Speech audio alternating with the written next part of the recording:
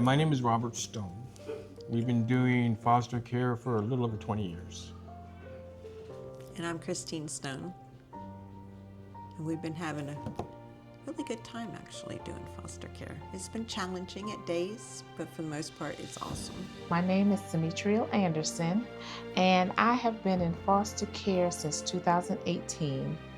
And if I had to guess, I would say I have had maybe 50 kids come through my home, not necessarily to stay, but maybe just for overnight or for a respite or, something like that. So I would say about 50. I'm Heather Hostrander. And I'm Niall Hostrander. And we have 8 children, 5 of which we have adopted through the foster care system.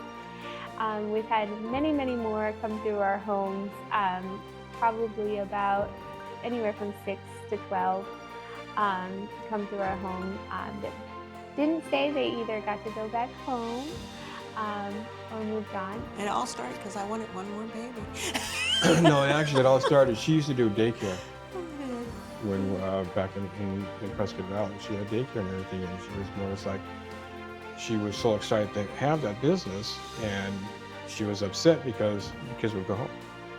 And I wanted another And child. at the point, the only one that we had living with us at that time was Samantha, which is her oldest daughter. And that's all we had, but she wanted some more kids and everything. And it's like, no. I'm happy with what we have. Because we have, including what we have now, we have a total of 13 kids. Growing up, I grew up in Rochester, New York. My mom, back then it wasn't foster care. It was just people in our house. Kids, we've always had kids in our house. And to be honest, I didn't like kids because there were always kids in our house. She did daycare, and then people in the neighborhood, their kids would always be at our house.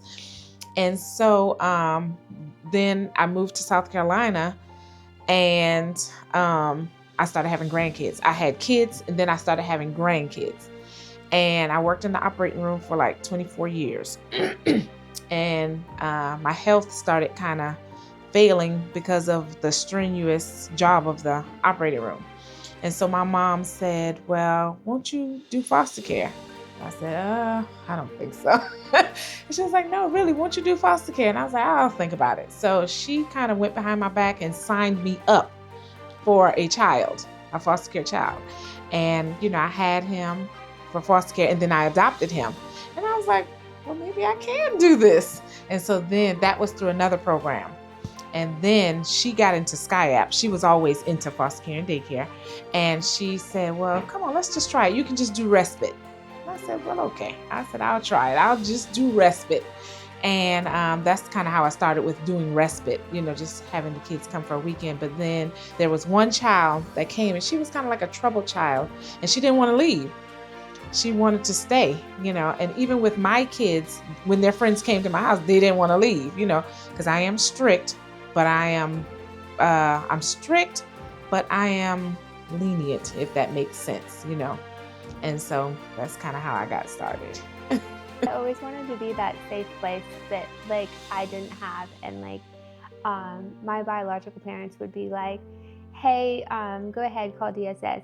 Foster care is absolutely this horrible place. They're just going to take you away from me, and it's going to be 10 times worse. And I always said when I was younger, you know what, I'm going to be that foster family that is that safe place, that is that good, that's not that bad place that they try to scare me and say, that they're trying to scare me and tell me foster care is. Because a lot of the times when people think about foster care, they think that it is absolutely horrible.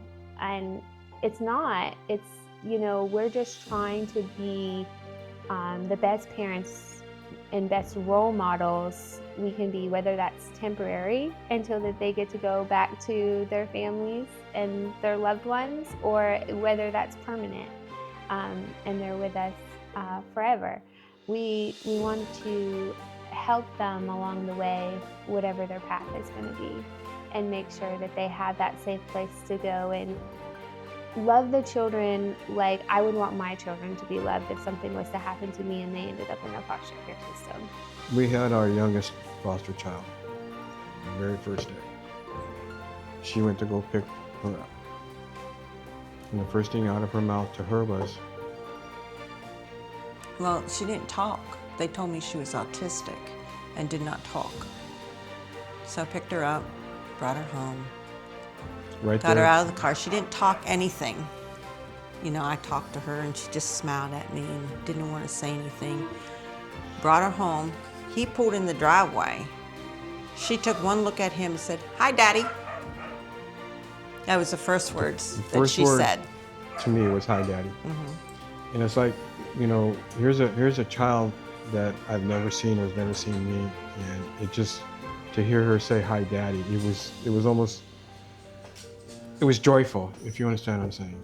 You know, it was, Warms your heart. yeah, Yes. it makes you feel good. You know, the little girl doesn't know anything about me, and she's calling me Daddy already. And ever since that day, that's all she's calling me is Daddy. I think with her, it was the fact she had been through so much, because she had got taken from her parents, and then she got adopted and got taken from that adoptive mom, and then she went to another foster home, didn't make it there, and then she came to me. And I think she felt like that I was going to give up on her, or that it was just going to be just another placement, she was going to move.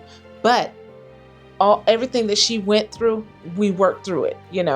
I didn't just, how when something happens and that child feels like, oh, I'm gonna get in trouble, I'm gonna, I didn't explode on her. I just, I just let her take her time. We talked about different things, different things that she did that she was not supposed to be doing. We talked about it. And I didn't, just like I'm talking now, I was nice, I was calm, I was, because I knew that she was scared. She had a tough demeanor, but she was scared. And the main thing to everybody else, like if she met you, you would think, oh my God, what is wrong with this girl? Because she had, she had a smart mouth. She would snap off, but she never did that to me. And people would tell me all the time, well, she doesn't snap at you, or she doesn't, and I said, because I let her know the way I'm talking to you, that's how I expect you to talk back to me. If I'm getting loud with you and getting snappy with you, or getting, then, we can have that relationship. But I don't have that kind of relationship in my house. I don't do that. I don't yell. I don't fuss. I don't, cuss. I don't do any of that, So when she started doing that, I just walked away. Okay, you can have your moment. I'll come back to you later when you're ready to calm down, because I'm not going to let you take me out of my space, And after a while, she started getting it. She started getting it. And we had those nice, peaceful conversations. And everybody would say, even her teachers would say, well, how do you get through to her?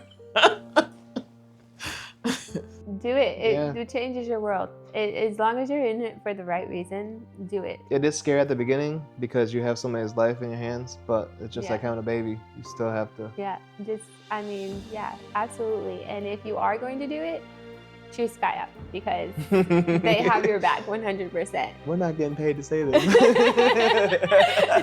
No, absolutely. No, Sky Up is awesome. I love it. Oh, absolutely. And I always say Sky Up. Try it. It will change your world. I promise you, it will. Changed ours. Yeah. We have 8 kids now. You don't have to adopt as many as we did. No. It doesn't. Foster care doesn't mean you're gonna have 8 kids. 1 or 2 is okay. But absolutely. Try it and see. It's not an easy train.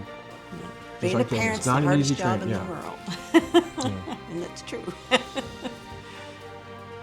But it also brings the most joy and rewards. The kids will reward you with hugs and I love yous, and growing up to be successful. Seeing them grow up to be adults, to grow into who they're gonna be.